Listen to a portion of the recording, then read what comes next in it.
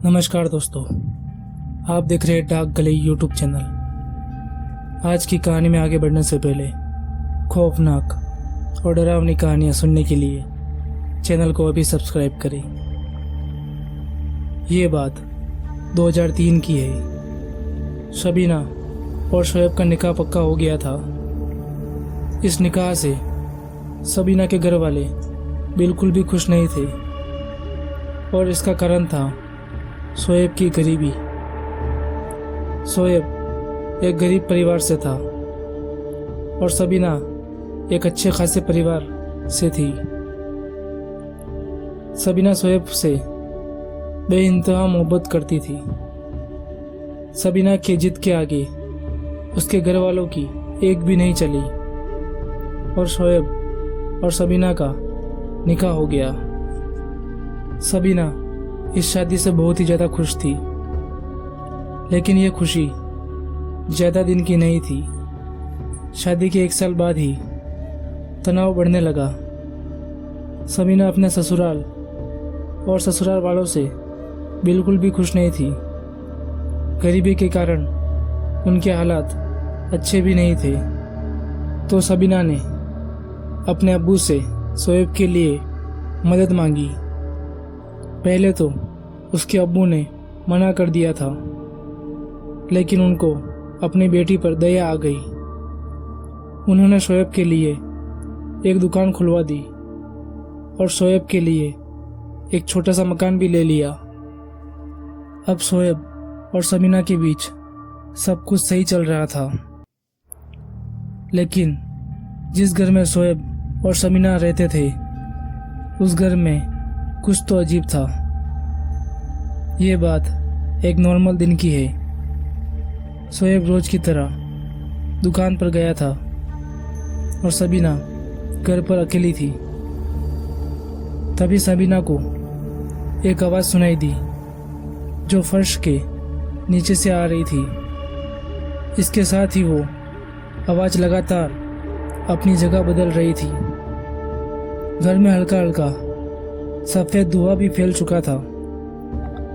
यह सब देखकर शबीना काफ़ी डर चुकी थी, लेकिन थोड़ी देर बाद वो सफ़ेद धुआं गायब हो गया और साथ ही वो आवाज़ आना भी बंद हो गई।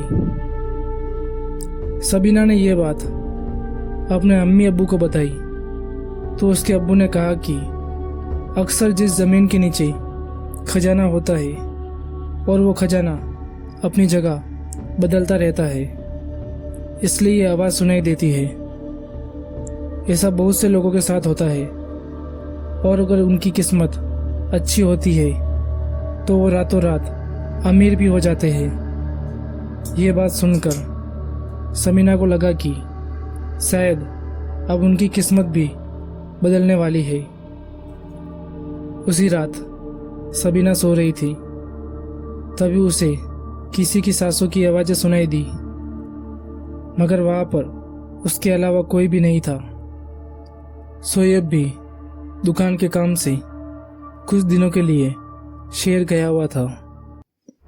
अगली सुबह जब शबीना उठी तो उसने सोचा कि ये खजाना अपनी जगह बदलकर कहीं दूर चला गया तो उसकी किस्मत बदलने का मौका हाथ से फिसल जाएगा। क्यों ना इस खजाने को खोदकर निकाल लूं। शबीना ने पूरे घर के फर्श को खोदने चालू कर दिया। अब शबीना काफ़ी थक चुकी थी, लेकिन शबीना लगातार काम किए जा रही थी।